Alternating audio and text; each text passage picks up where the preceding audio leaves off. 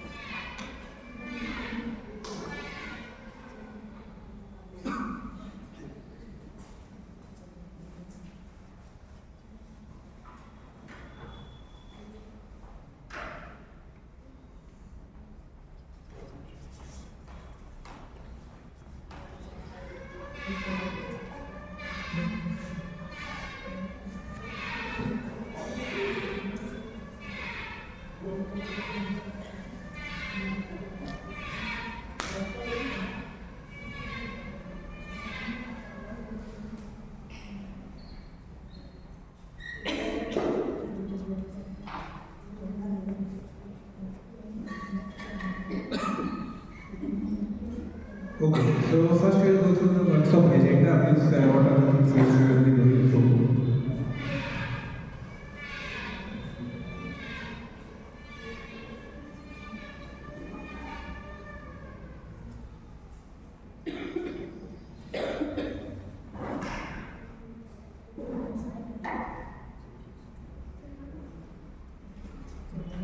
So the first thing would be introduction and welcome.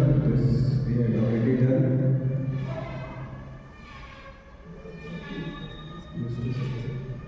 And then we are having understanding of the cyber landscape, what does that mean, and what are the things which gets included in the cyber safety world.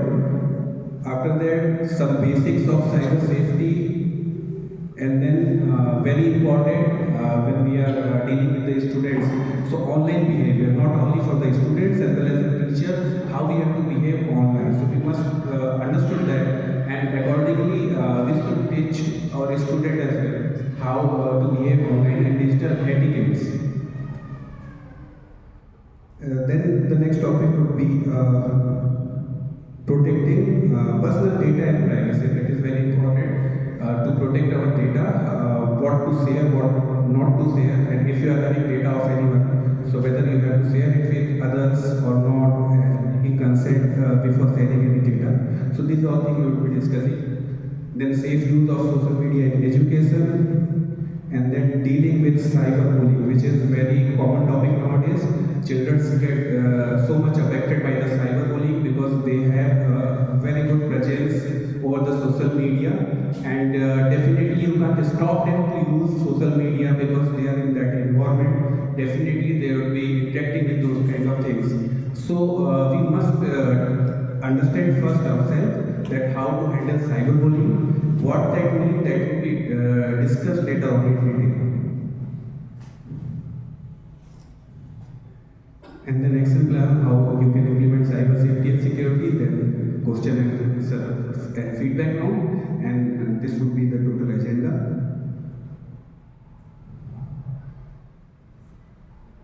Okay, so before starting, how many of you are having mobile and internet connection right now? Mobile, are you having mobile with you? All of you? And you are having internet access? Yes. Okay, so just open your mobile.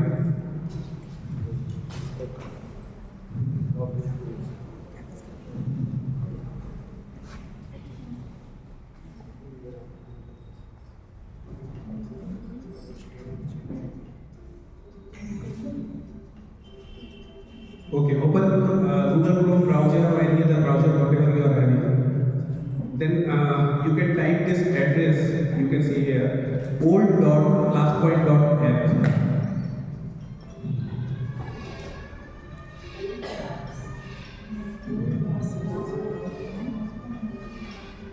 Old.classpoint.app, that is visible on the screen.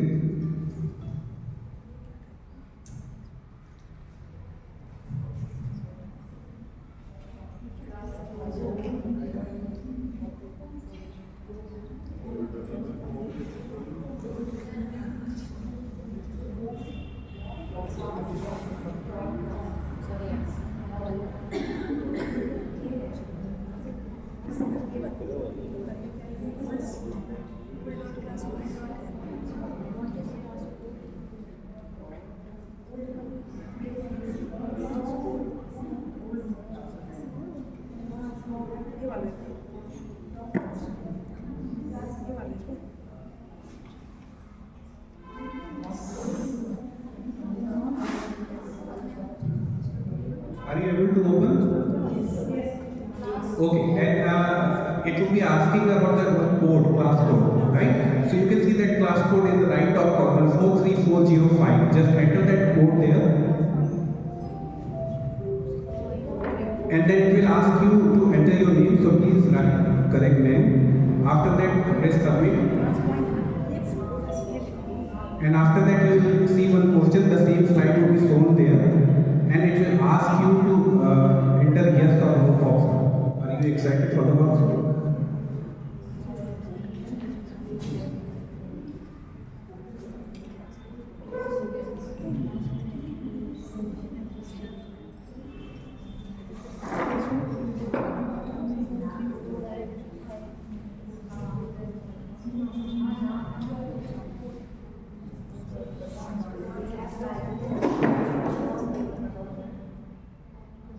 Are you able to see or not?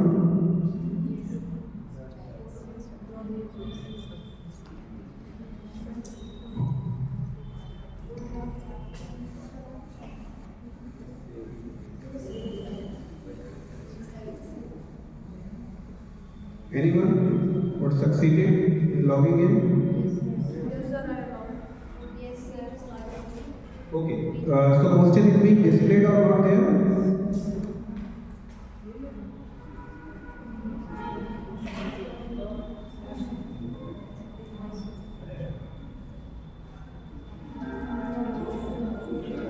Is it displayed here? Option A or option B? So anyone you can choose. So this is just to enroll, and then we are having some activity over there. So just choose any one of them, whatever you like, and then press submit.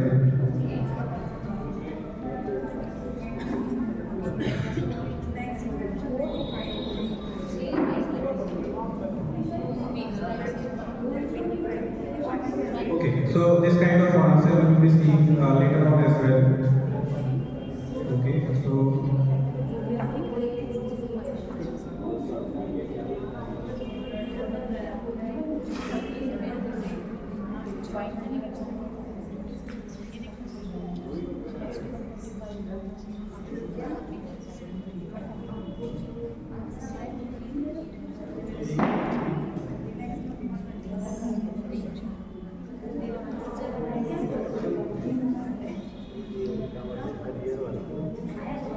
okay, so now we will be starting this.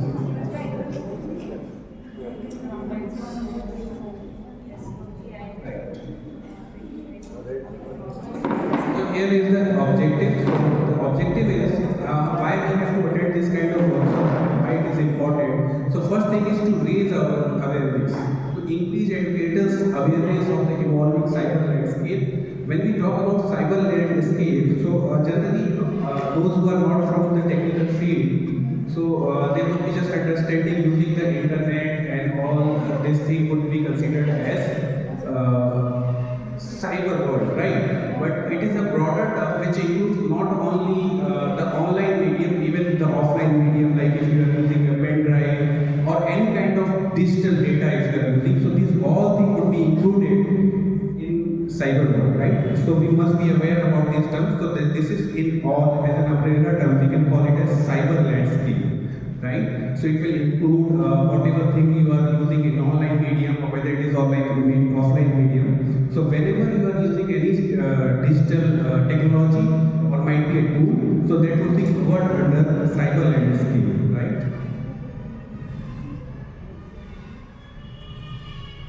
So these are the objectives. Another objective is to empower. As a teacher, we are the torch bearer who can spread the awareness about any topic. So definitely we must be aware about all such things. Then only we can teach because whatever we will be teaching, the spread over would be for a larger scale. If you want to teach a community, so definitely it can start from a teacher. The teacher would be teaching further to the students, and the student can further teach other people as well, right? So we have to equip the educators with essential knowledge and to foster cyber safe educational space. Because in our day-to-day life, we are dealing with the students, and that is very much important to know how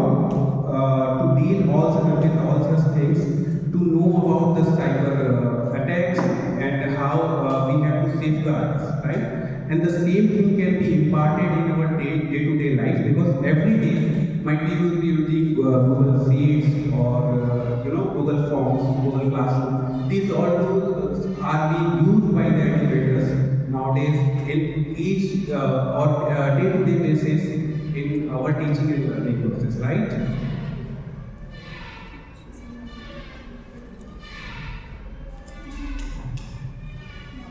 Then definitely the implementation parts.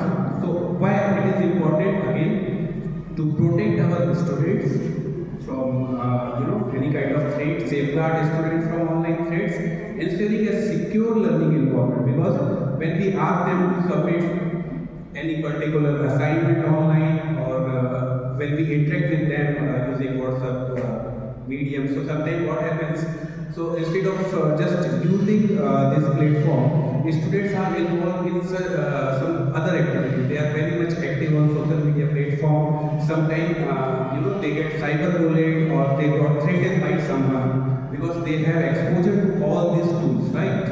So that is very frequent that they would be facing all such problems, and due to that sometimes they go to the depression or this kind of thing. Or might be you would have heard about that someone approached you regarding these things. Any one of you have anybody approached you regarding this kind of thing? Any student?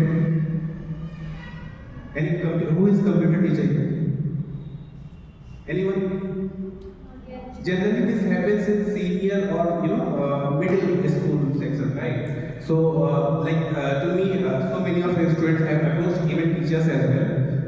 Sometimes they say that something has happened because lots of the students are using Instagram nowadays, right? So someone is threatening them or sending any unwanted messages and this kind of thing, and this happens with adults as well. Not only, it is not only limited to the students, right? And now it is not limited to males as well, females as well. It can happen with male as well as female, right? So it is not gender based. Okay, so digital responsibility. As a citizen or as a teacher, we have a lot of responsibility in our life. In the same way, we have some digital responsibility. Means how to behave in an online medium. Like so many of you have faced when you would have taken online classes using any online platform like Zoom class or might be Google Meet. So have you faced that kind of problem, or someone is impersonating as someone else? Yes, sir. Right?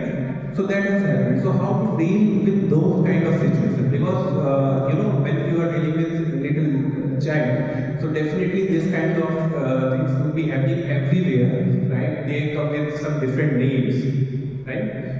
And it might be something else, or someone else can join your class because the link is the key to access your class, and once it is shared, or if someone is forwarding it to others, right? So anyone who is having that link or might be the password can join your class.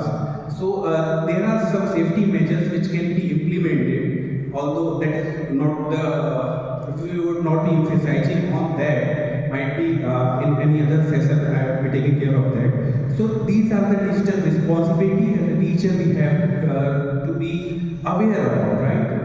And then educational continuity, because yes or no? No. How many are saying yes? Just raise your hand. You can be, honest. Because I have also attended a lot of workshops, this kind of workshops. Sometimes it happens when we are having, continuous theoretical class. So definitely we get bored, as well as the students also get bored in our class. So we will not make it bored.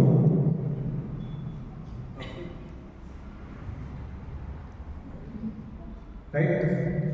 So we will have one activity where you can be involved in the session, because I would not be the only one who would be telling you about all these things. So one activity is scheduled here, my digital footprint. So before starting the activity, I would like to tell you what is digital footprint. So whenever you are accessing any digital medium or any digital technology, so definitely you are creating a digital footprint. Digital footprint in the sense you are creating a trace, okay, which will be left behind, right? And definitely it will not get deleted. It will remain there on the World Wide Web, right? Although sometimes it would be, you would be aware about that trace. Sometimes it would be active digital footprint. It means you are aware of that. Sometimes it would be passive digital footprint. So how many of you think that whenever you access anything in incognito mode, so that gets saved somewhere or not? It gets saved definitely. So recently I have seen one article where in US someone approached a court saying that I was browsing something in incognito mode, but Google is having access to all those details, and Google is approaching me with some with lot of advertisement and all, and due to that court case, that person got some penalty was fined on Google, and that person was paid for that, right? So this happens even if you are thinking that you are using incognito mode or any other thing, then also you are leaving certain traces behind you. That is called as your digital footprint. Not only on internet, if you are accessing an standalone computer system which is not connected to internet, as soon as you have started your system, you started typing anything, you started opening any application, so it creates a log in the background, log, which maintains all the history which particular application was opened, it was opened for how much time, what are the activities you have performed. This all thing could be included, right? So in this activity, what you have to do, you again, as you have accessed the previous question, you have to be there. One question would be displayed. So everybody need to write 5 different things or activity which you can think, or might be the platform which you can think will be creating a digital footprint for you. Okay. So you can be as fast as you are in typing. That's why I'm using mobile, right? So those who are very good in chatting, that can type faster. So total 5 different activity you have to write.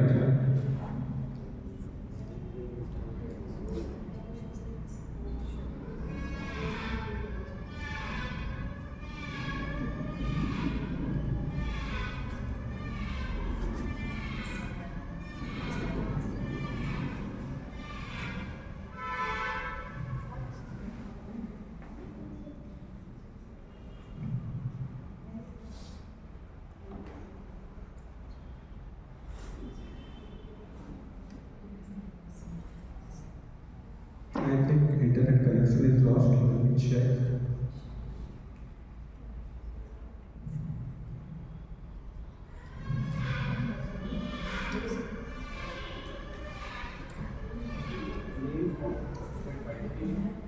Remove the Wi-Fi.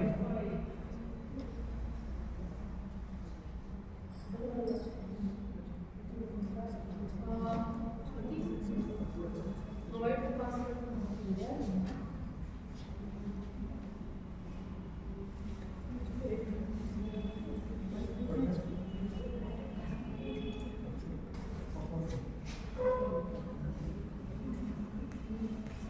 It's not here. Try to connect from the password.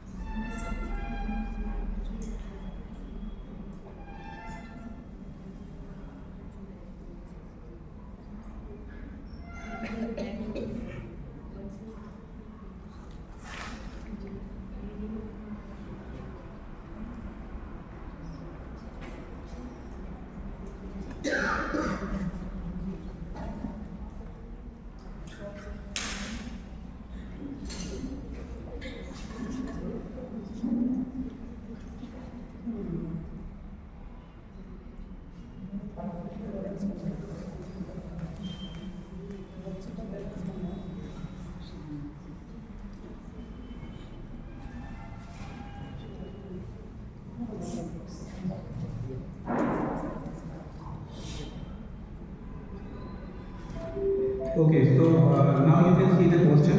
You can type for 5 different activities which you think that can create your digital footprint. On the same page, you have to be there. Just open your browser, which you have opened. Are you able to see that question there? If you log out again, you can log in with the 4405 code. Code is 43405. Right?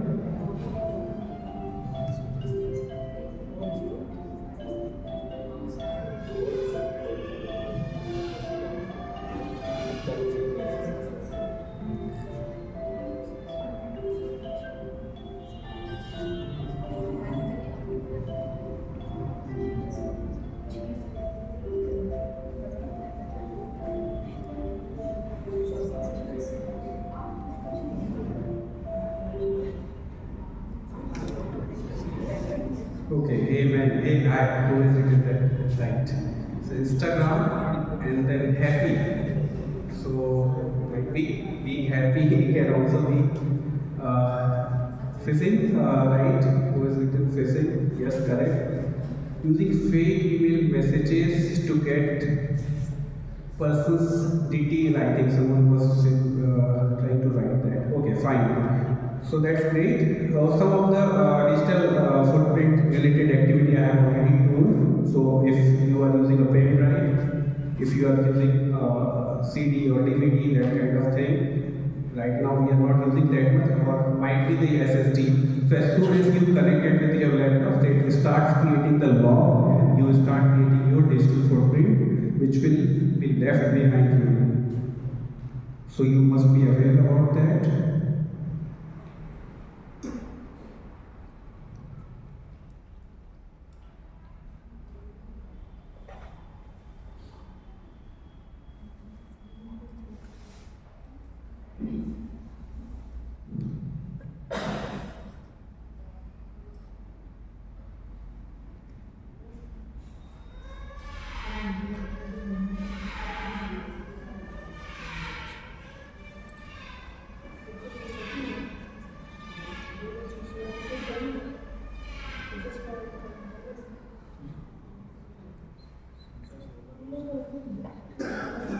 Okay, so the cyber landscape, we have seen this earlier. This was the agenda. So when we talk about cyber landscape, so we must understand that. So the digital world is vast and interconnected, definitely. Nowadays, when we are in the era of AI, IoT.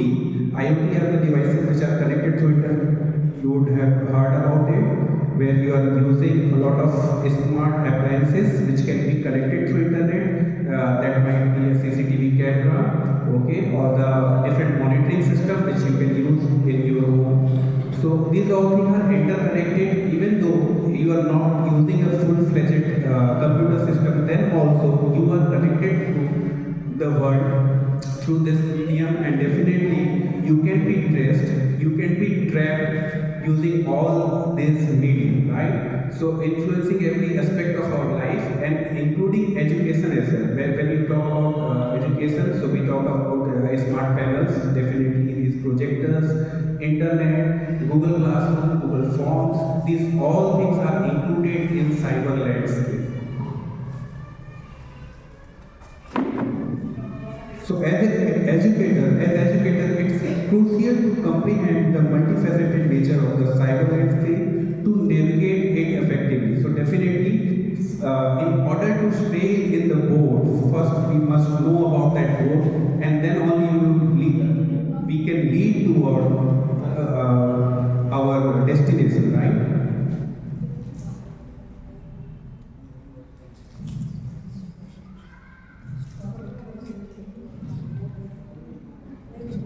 Okay. So this is the case, the escape activity.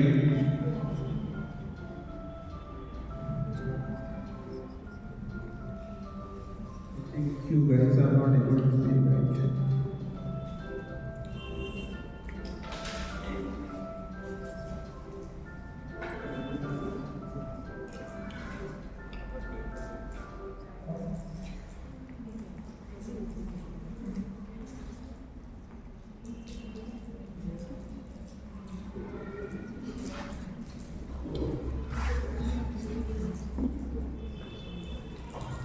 Yes. So this another activity is there. So you can see one case study is given here. Now I'll ask you. You have to tell that what kind of a scam it is. So the case study is that you receive an email claiming you have won a substantial cash prize in a lottery. You never enter. The email congratulates you and provides a link to claim your winnings. The message states that to process the prize money, you need to pay a small upfront fee for administrative purposes. So can you tell me which kind of scam it is? Cyber fraud. Okay. Anyone else? Sweepstakes. Okay. Lottery. Lottery. Lottery scam. Lottery scam. Okay.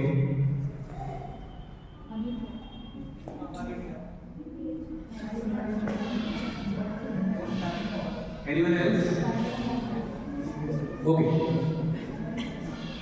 Computer teacher, I would like to ask.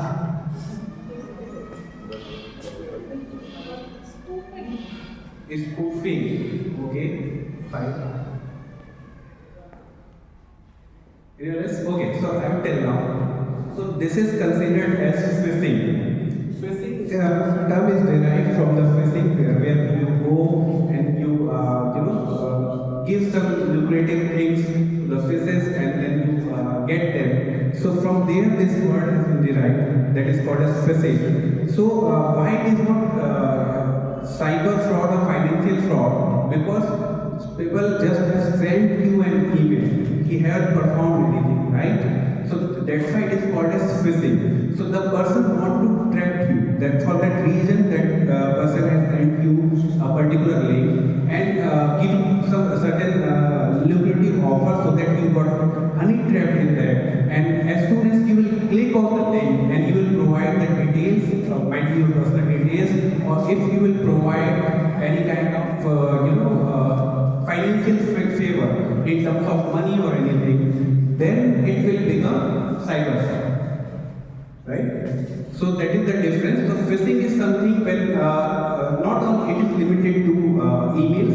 So when you are getting this kind of email, so you must be aware about it. If you haven't involved in any quizzes or any this kind of activity and you are getting a message that you have won something which you haven't been a participant in that, so definitely say no to this kind of emails. Don't click on the links given there. Definitely it would be a kind of phishing mail, right? It can come on your mobile messages as well. That is named as SMS, right? SMS and HING, SMSing. And it can happen on video call as well. That is called as wishing. It starts from V, right? Wishing. Wishing, when it happens on video calls. It can be on phone calls as well. You can get a call where the person will be telling you that you have won a prize, and that is very common. I think most of you have seen this kind of messages, right? And I have seen a lot of people, even from the field of computer science, a lot of computer teachers, those who generally say that Amazon is giving a giveaway on the 100th anniversary or something like that, and people start forwarding those kind of messages, right? So that is just a phishing message which must not be forwarded further, and immediately you have to stop others as well. If you are seeing these kind of messages, so inform others that it's not a legal message, right? And definitely it's a trap. So you must not forward this thing further, right?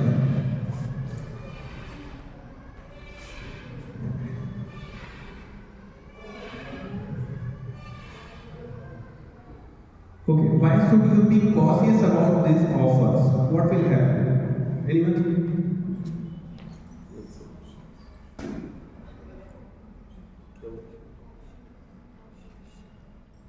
If you are clicking on the link, what will happen with you? By just clicking the link, what worse can happen? Can you think of yes? Yes. What else? So generally what we think, we don't know what is there on that link? Sometimes it would be a normal website which will be asking you about your personal details. So if that is a normal website and just asking for a personal details, so until and unless you haven't provided any detail, then you are safe, right? If you haven't provided that detail. But if that website is having some kind of malware or script attached with that link, so as soon as you will click on that link, sometimes the email itself comes with some kind of attachment like, oh, I have seen you in this picture or video, like that, right? And immediately, as soon as you will click on that file, you will download that file. So one, malware will get installed in your system. Automatically, it will get started in the background. So you will not be able to see on the screen, but it will start, recording all your activities, including your key logs. Key logs, which would keyloggers are used, which would be recording all your key presses. So whenever you are entering any password or any other details, that will be recorded and will be sent back to the creator of that script. So that's why it is very important. We should not click on this kind of link, or we should not download any attachment came with any mail which came from any stranger, right?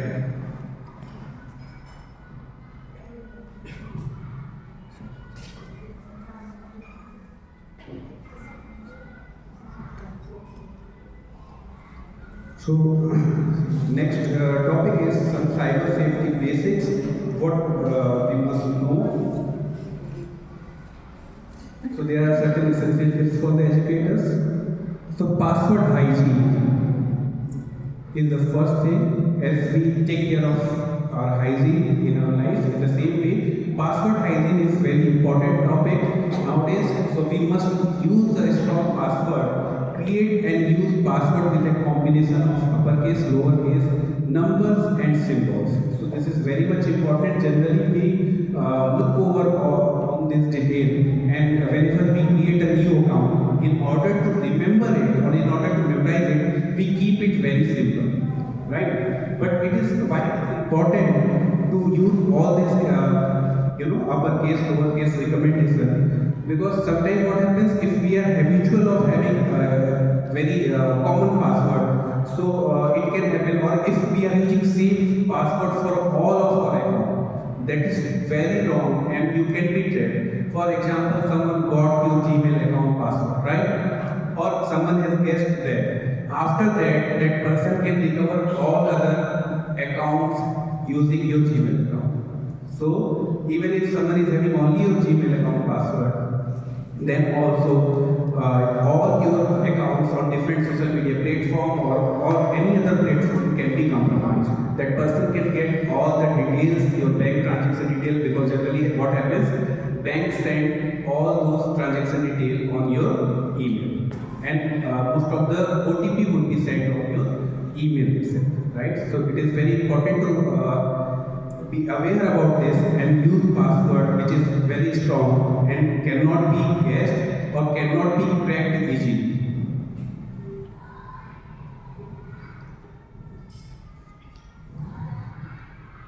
Regular updates. So can you tell me what is the frequency on which you update your passwords? Important passwords. Monthly. At least in 3 months. At least in 3 months. Okay. And some of you are who haven't changed any time, right? Since you are 8. How many are there who have changed their password? Oh, lot of people are there.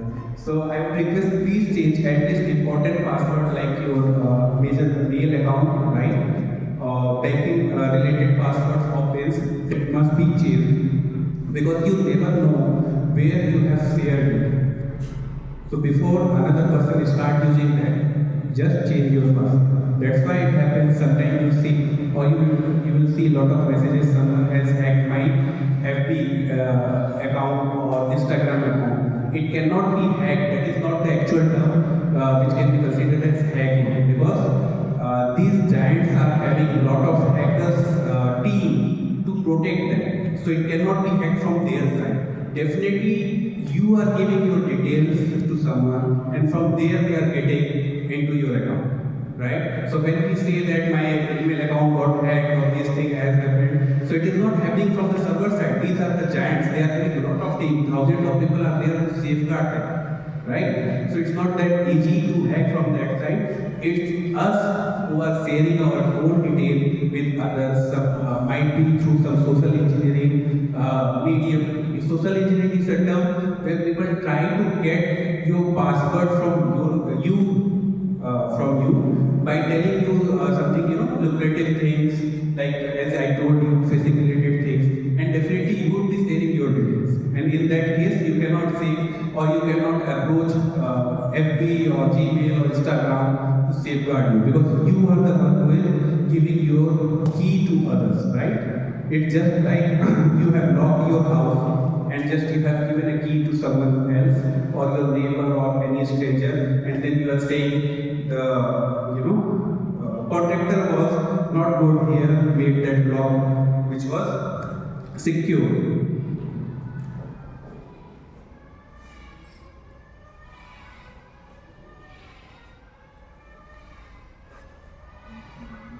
So this sources of NorthPass is one of the giant company who keep track of security and all such things. So they have released these common easily used password in 19 and 20. The comparison is there.